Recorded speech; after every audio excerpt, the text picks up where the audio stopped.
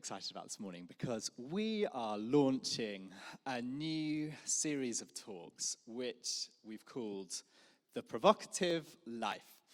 And I'm not talking provocative in terms of like abrasive or argumentative or in your face. I'm talking about the person who's living their life in such a way as to provoke questions, who is living in such a way that inspires you and makes you think, whatever they're doing, I want to do a little bit of that as well. When I think about these people, I think about my granddad, who is also called Tom, and whatever was going on in his life, he always seemed to have this deep level of joy and peace. And so I remember, actually, when he was dying of cancer, just the last couple of days of his life, and he was in a hospice, and my last conversation with him. And really, all I remember about it was him looking around and saying, Tom, this place is wonderful. The food is wonderful. The nurses are amazing. The view out of my window is incredible. I just thought, oh man, I want to be like that as I'm about to approach death. And then I think of another person called Richard. I didn't even know him very well, but I was 15, and I was kind of at an age where Christianity was becoming a little bit boring, not very relevant to my life. And Richard was a few years older. He was maybe 19 years old, and he was a really strong Christian. But he had this incredible life about him.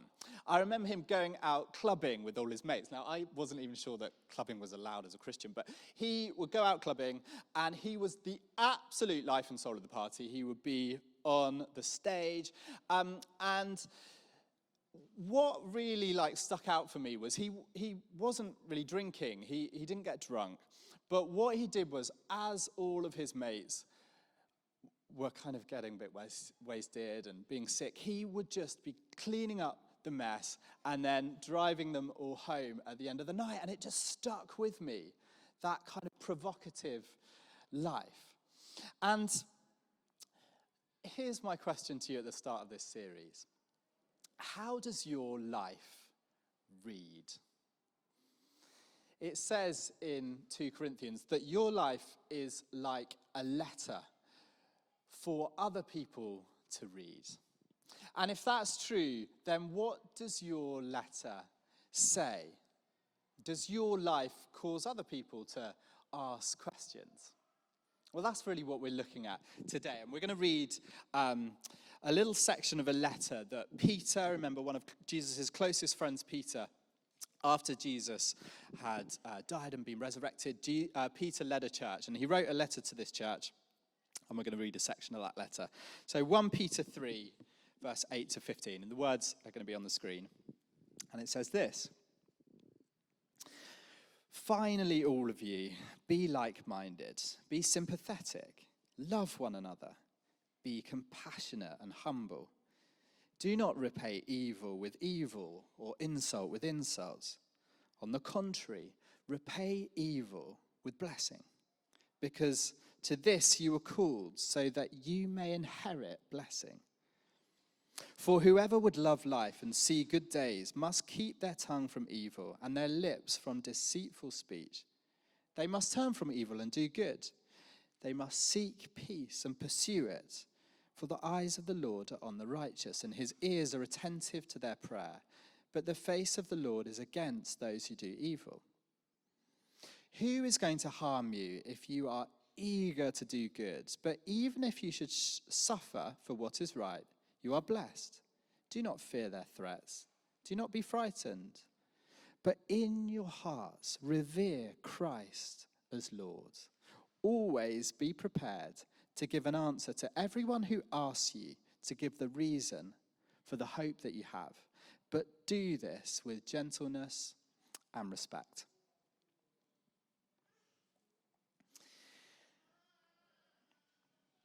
Peter writes, always be prepared to give an answer to the hope that you have.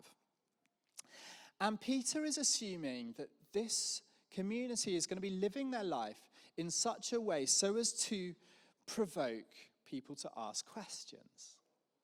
Maybe questions like, why are you so peaceful? How did you become so generous? Why are you so fixed on trying to improve other people's lives? Where do you get your sense of purpose from? And over the next few weeks, I want to ask, well, how do we live our lives in such a way so as to provoke these sorts of questions? Because I suppose the alternative is that we're literally just the same as everyone else. We might call ourselves Christians, but when people observe our lives, they'll just conclude, well, you're actually no different. Your faith doesn't seem to have any impact on your life. I think the reality is that people are not looking to be convinced by the truth of our beliefs. They're looking to see evidence that our faith impacts upon our lives. And my hope is that through this series, we'll be kind of inspiring one another to become the sorts of people who we're called to be, which is people that are really distinctive, but in a good way. The sort of community who provoke people to say, whatever they have, I want a little bit of that.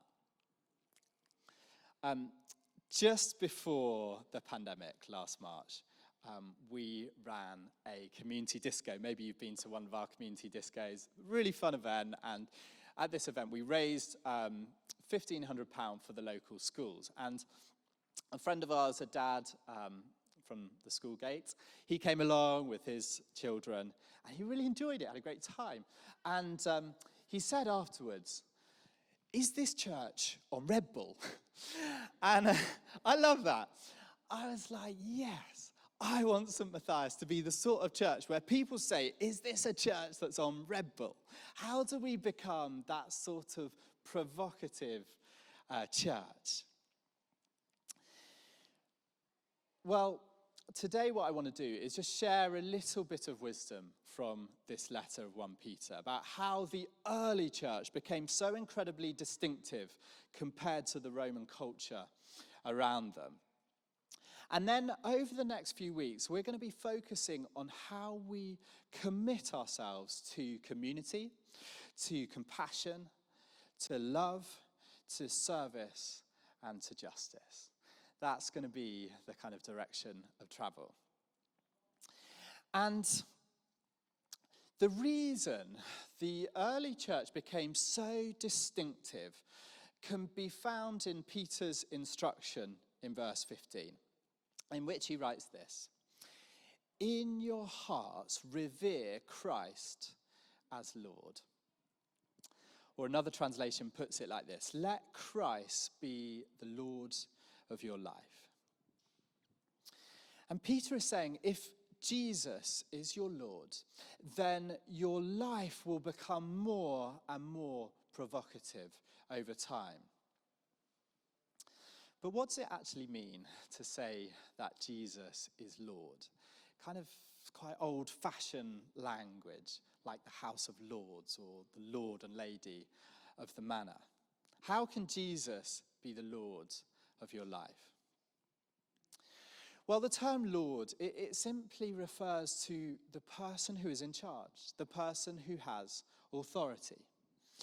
And when Peter thought back to those 3 precious years that he spent day in, day out with Jesus, he realized that the authority that Jesus had was unlike any military or political or even religious authority that Peter had experienced before.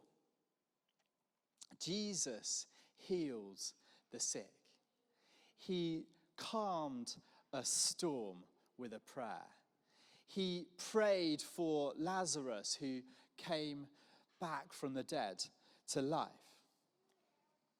In his exercise of authority, Jesus prioritized the needs of the most vulnerable and the most excluded from society, whilst heavily criticizing the hypocritical religious leaders and the elites of that society. Jesus even claims an authority that really only God could exercise when he said to people, "Your sins are forgiven and you will be saved on the day of judgment." You need to realize that Peter and all of his Jewish contemporaries were longing and waiting for a king, a political king who had been promised throughout the scriptures, one who would free the nation from the occupying superpower, the Roman Empire that was in charge in Israel. And yet, as Jesus' followers witnessed his authority, the followers of Jesus started telling people that Jesus was this long-awaited king. He was the one who had come to defeat the enemies of God. But the enemies of God turned out to be not the Roman occupying army, but the enemies of sin and of death. And Jesus' rule was not some overpowering dictatorship, but he offered healing and forgiveness and reconciliation with God, and formed this new community in which the excluded were welcomed and empowered.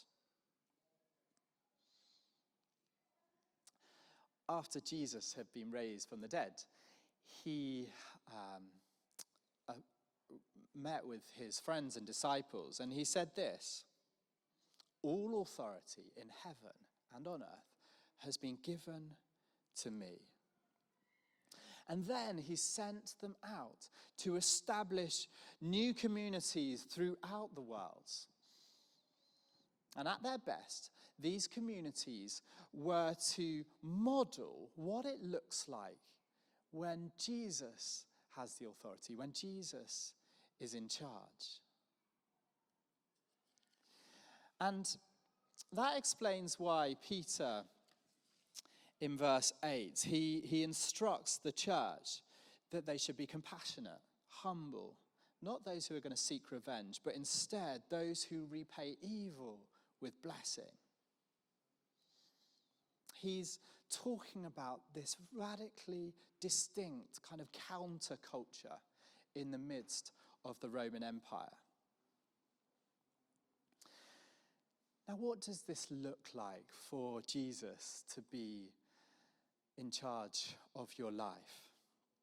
Well, if Jesus is your Lord, then you'll not only be a resident here in the UK under the laws of the British government, but you are also at the very same time a citizen of heaven under the authority of Jesus.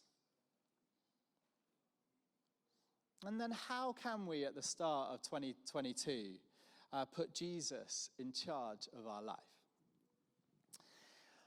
Well, I love the image that Jesus gave when he said, "I am the vine, and you are the branches.